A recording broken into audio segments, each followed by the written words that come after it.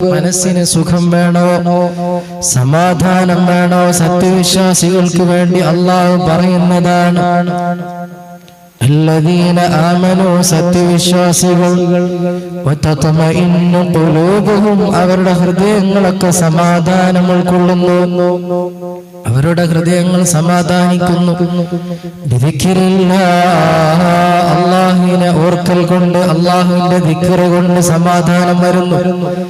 അലാ, നിങ്ങൾ അറിയണേ, ബിദിക്രില്ലാഹി തത്മഇന്നുൽ ഖുലൂബ്, അല്ലാഹുവിന്റെ ദിക്ർ കൊണ്ട് ഹൃദയങ്ങൾക്ക് സമാധാനം ലഭിക്കുന്നതാണ്. അല്ലാഹു വിശുദ്ധ ഖുർആനിൽ പറഞ്ഞതാണ്, അതിൽ സംശയമില്ല.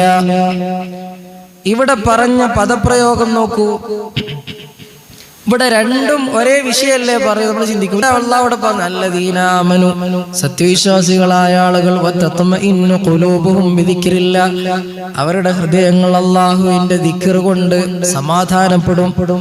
അലാ, നിങ്ങൾ അറിയണേ, ബിദിക്രില്ലാഹി തത്മഇന്നുൽ ഖുലൂബ്, അല്ലാഹുവിന്റെ ദിക്ർ കൊണ്ട് ഹൃദയങ്ങൾക്ക് സമാധാനം ഉണ്ടാവും. ഇവിടെ നിന്ന് പഠിച്ചെടുക്കേണ്ട ഒരു പാഠമുണ്ട് ഈ ആയത്തിൽ. അല്ലദീന ആമനു എന്നത് തന്നെയാണ് വിഷയം. ഏറെ ഈമാനുള്ള സത്യവിശ്വാസികളായ മുഅ്മിനീങ്ങളായ ആളുകളെ പറ്റിയാണ് തുടക്കത്തിലെ ചർച്ച. തുടക്കത്തിൽ അതുകൊണ്ടാണ് അല്ലദീന ആമനു എന്ന് അല്ലാഹു പറഞ്ഞത്. സത്യവിശ്വാസികൾ, ഈമാനുള്ളവർ, അവരുടെ ഹൃദയങ്ങൾക്ക് എപ്പോഴും സമാധാനമുണ്ട്.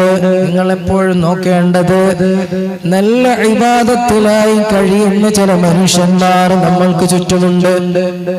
എപ്പോഴും അവർ സന്തോഷത്തിലാണ്, സമാധാനത്തിലാണ്. നിങ്ങൾ പരിശോധിച്ചു നോക്കിക്കോ.